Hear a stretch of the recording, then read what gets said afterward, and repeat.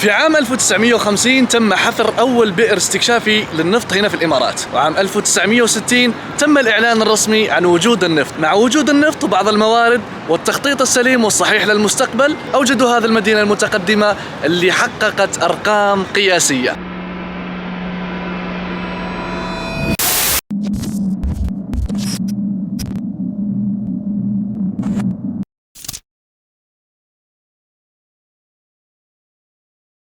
السلام عليكم ورحمة الله وبركاته، صباحكم الله بالخير، عساكم طيبين إن شاء الله. كيف أموركم وصحتكم؟ إن شاء الله كلها تمام. بعد زيارتنا الأخيرة لدبي القديمة شفنا كيف كانت الحياة البسيطة وكيف أن دبي بدت من الصفر ووصلت إلى العالمية. بس ليش حكمنا عليها أنها وصلت العالمية؟ وليش أطلقوا اسم مدينة الأرقام القياسية على دبي؟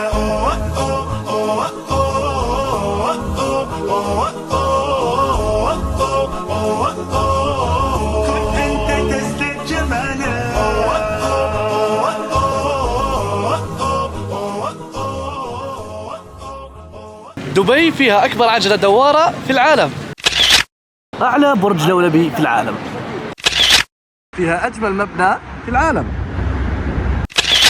غير على أن دبي فيها أعمق حوض سباحة في العالم وأعلى مسبح في العالم، فيها أيضا أكبر مول في العالم. ومو بس كذا، دبي مول فيه أكبر شاشة أوليد صافية في العالم. وأنت تحسب أنه خلصنا صح؟ دبي مول فيه أكبر حوض سمك في العالم. وأخيراً وليس آخراً، دبي فيها أطول برج في العالم. وكمعلومات بسيطة عن برج خليفة، بدأ بناؤه في 2004 وتم افتتاحه في عام 2010. يبلغ طول البرج أكثر من 829 متر وفيه 163 طابق.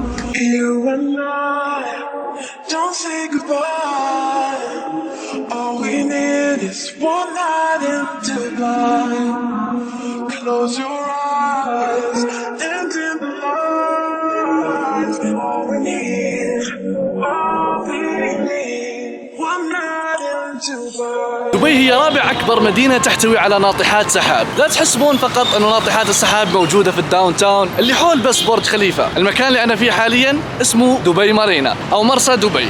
ما شاء الله تبارك الله يا جماعة الخير، ناطحات سحاب صح. في هذا المكان بالضبط فيه أعلى برج لولبي في العالم، وأطول برج في هذا المكان طوله 427 متر. وهذه أقرب صورة لأعلى برج لولبي في العالم على هذا المنظر. ما شاء الله تبارك الرحمن.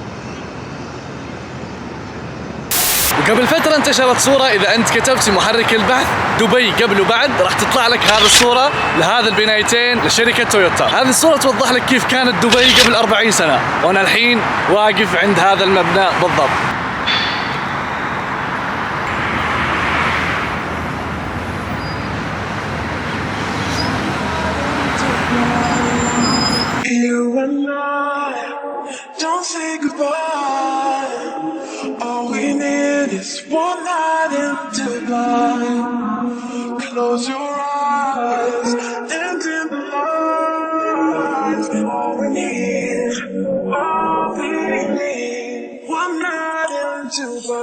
مع وجود الأمن والأمان وتوفر جميع سبل الراحة لجميع الفئات ولجميع الأعمار، دبي سنويا يزورها أكثر من 7 ملايين شخص. زعلان يا أخوان، منعوني من التصوير على أساس أني أطلع لكم محتوى زي كذا بس منعونا من التصوير، قالوا لازم تاخذ.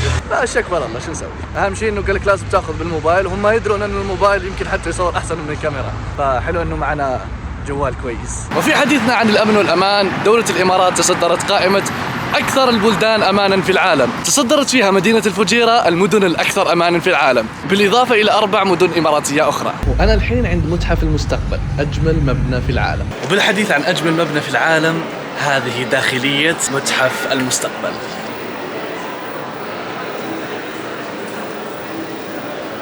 بس لا تحسبون ان حجم المكان هذا بس، ترى هذا بس اللي مسموح للجميع، والمتحف لازم تدفع. عن طريق هذا المصعد تروح للمتحف فوق.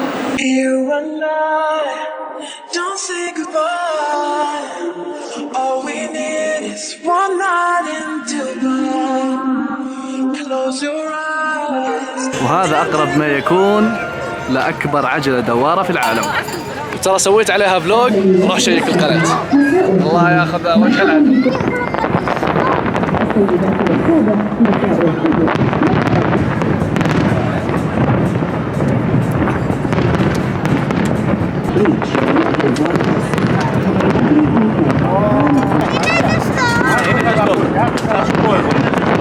وكان هذا عرض الألعاب النارية مرة بطل. والحين راح يكون عرض للدرون، فخلينا نحضر.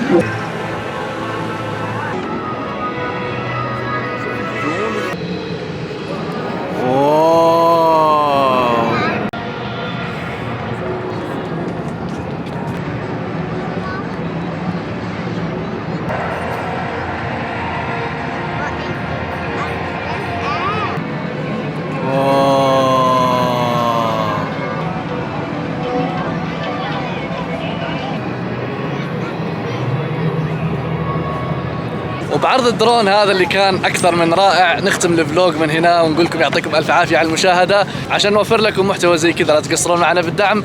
أشوفكم في فلوجات جاية إن شاء الله. تحياتي لكم جميعا في أمان الله، والسلام عليكم ورحمة الله وبركاته. سلام. قبل 190 سنة وبالضبط عام 1833 جت قبيلة اسمها بني ياس بقيادة عائلة آل مكتوم، تصدرت فيها مدينة جميرة